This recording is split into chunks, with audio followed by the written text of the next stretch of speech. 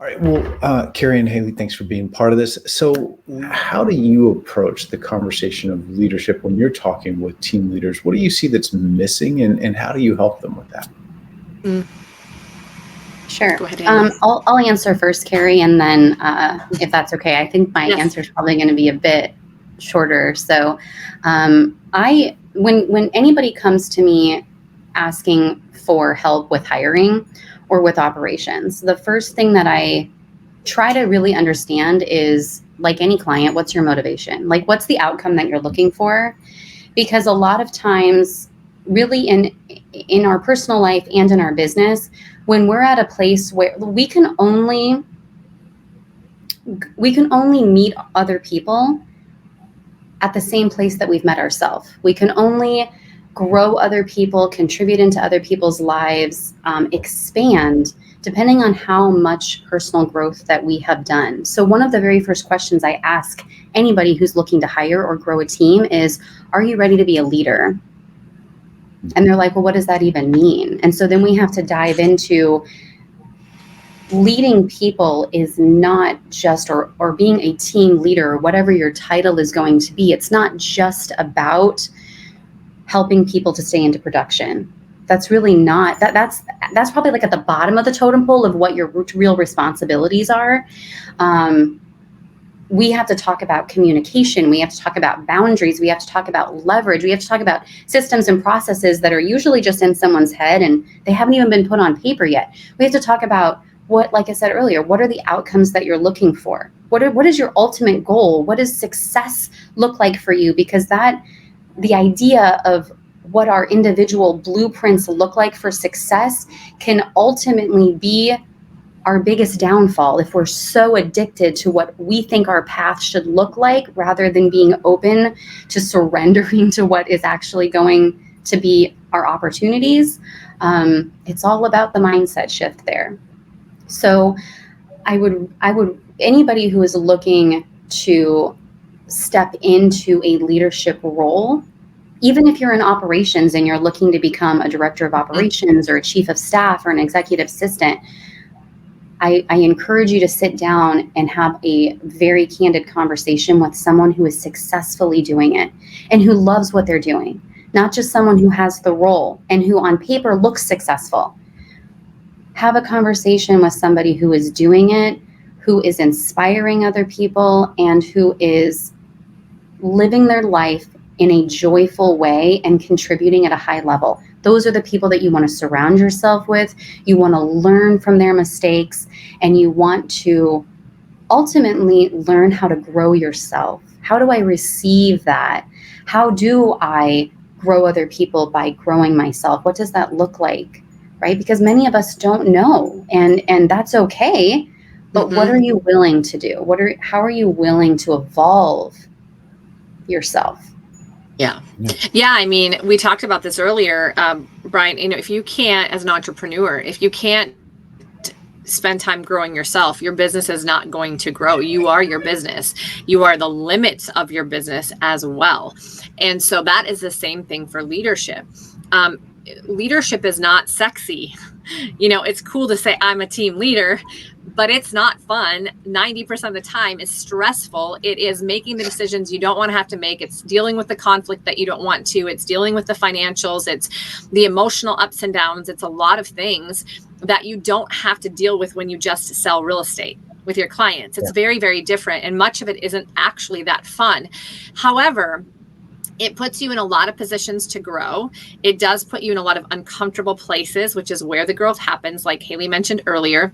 And that is literally the impetus for inner joy, is growing yourself, growth. We are innately, as human beings, we are made to grow, and we are happier, genuinely happier, not just happy moments and not this fleeting happiness, but generally joyful and happy inside when we're growing and we're leveling up. And so leadership is an honor because we will become happier that way, but the moments aren't always happy. It's the long-term joy we get from that because of our growth. And so as human beings, we like that quick, fix of the good times and the fun and the happiness. And I think that's one of the things I notice from a lot of people when I coach them is I thought being a team leader was going to be a lot different than this. I thought it was going to be a lot more fun. I thought I was going to do this and this and this. And the answer is none of that is actual reality. So how do you avoid that? And one of the things Haley said is you really have to start looking at people doing it and ask them some questions. Don't just assume what you see on the outside.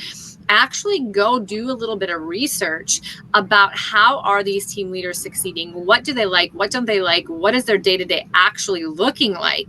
Are they actually making the money that you think? And how many hours are they actually working? And yes, do they get leverage when it comes to going and showing buyers? Sure.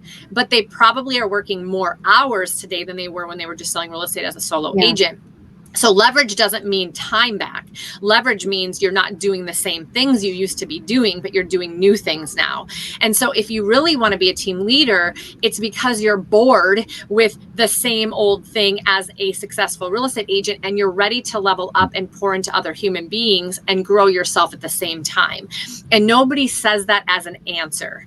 And I'll tell you, if that's not your answer, you're going to burn out from team leadership. And you're going to turn and burn teams, and it's not going to be money making for you. It's not going to be fun, and it's absolutely not going to be an exit strategy.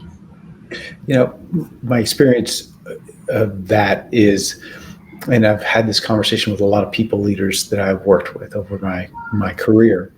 And you'll get people even who come to the VP level that have never realized what you just said. And you see it in the weirdest way. And here's how I see it a lot. You see people at a leadership level who are just exhausted. They are just exhausted. And when you dig in and ask why, it's because there's been this sort of reverse delegation that's happened. And long ago, I figured out a big piece of it is where you put your ego. As a personal performer, one of the ways that you get so successful, and by the way, ego is not a bad thing, right? When you think ego good or bad, it's the intelligence or lack of intelligence driving the ego that shows up as a bad thing. But we put our ego in how bigger, better, faster, more we can do things as an individual performer. And then all of a sudden you get so good that you either earn the right or earn the money to hire people into your organization. And you're bumping along and things are going great until the proverbial poop hits the fan.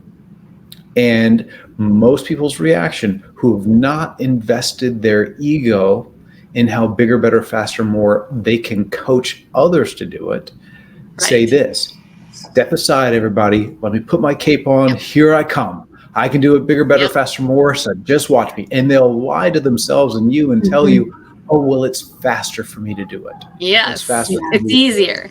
Yeah. It's easier. I'll just do it just this once. And what you've just done is disempowered the people around you and also taught them that, hey, when the poop hits the fan, don't worry. Old Bry's got this. So as a leader, are there specific skills? Is there a framework that I need to be focused on, the areas that I should be developing myself? Haley, I'm going to let you answer that. But before you do, because I think you have a good answer to this, the one thing I wanted to highlight that you said, Bryon, and I remember my husband specifically going through this. And I did actually when I left my role even at Keller Williams and kind of grew my own thing, because I don't have a role. I don't have a title. I'm just helping people be successful now. I'm like invisible, I love it because who cares about me if all my people are succeeding in their own way? When I look at what Haley's doing, it just brings me joy. I'm not there sitting next to Haley going, cool, look what we did, or, that's not what it's about anymore. I have grown through that, and it is a whole different thing. But when my husband decided to pass his team over to two leaders on the team within EXP and step away from that, which happened just in January of this year, he had to absolutely 100% prepare himself for the identity shift. Yeah. No longer is he the team leader of the number one team in Coeur d'Alene, Idaho. And that is a big part of his identity. When he went to the team and started growing it and started to back away from production, he went from being one of the top producers to now being almost invisible behind the scenes, lifting other people up who did the production. And he had to go through a major shift in his identity. Both of those times were extremely difficult.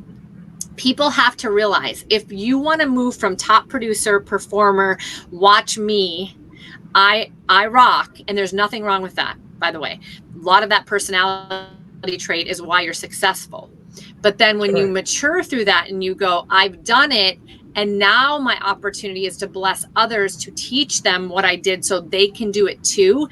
Now I no longer matter in that way anymore. And you have to realize you're going to struggle through that shift in your identity. And if you cannot do that, you won't. You'll still have to be the front runner. It will still have to be your name. You're still going to have to, like you said, jump in and do it.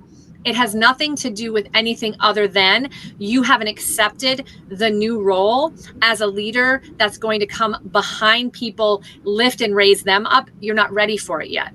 And that is a very important thing for people to assess. They might not even know that's what's going on with them.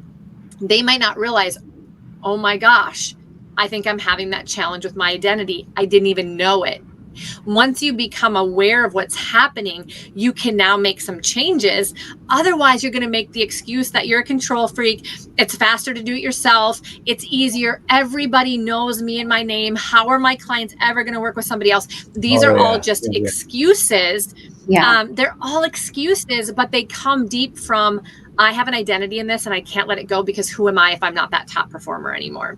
And so let's bring up too, Cari, that when you are leading from that place, let's talk about attraction. Okay. Let's talk about the people in your life who you are attracting because you are leading your life in that mindset, right? So if you are allowing yourself to lead from that egoic standpoint of, I'm the hero, not the guide, because ultimately that's what you're doing. You're saying, I am not ready to be the guide. I still need, or you think that you need to be the hero. Who are you attracting? Who are you attracting as agent? No. People that need a hero. Yes, right. People who, because you're going to constantly continue to show up as that hero, because you're going to attract people who need that. And that's not fair. That's not fair to you. Saving. Right. So to answer your question, Bryon, about is there like a map? No, I don't. I mean, I would say, of course, we could create one, but I don't think that that's the truth. I think that the reality, and to be completely frank and honest, it's different for every single person. It's, are you ready, like Cari said, to put that ego aside and step into a place where you are a guide? You're leading from a different place. It's very much like someone who is a force multiplier, someone who is an executive assistant or a chief of staff, someone who's leading from behind the curtain. You're still as important. You are still leading people and guiding them. You're inspiring them. You're making so many, the wake that you're leaving is not just an impact for today. I mean, what you're teaching people in your tribe, if you will, or on your team or your clients, what you're leaving behind could last a lifetime if you're doing it correctly. If you're willing to step aside and say, oh, this is not about me. This is not about me. This is about everybody's life that I'm going to serve. And I think also, Cari, we didn't really touch on this, but I want to.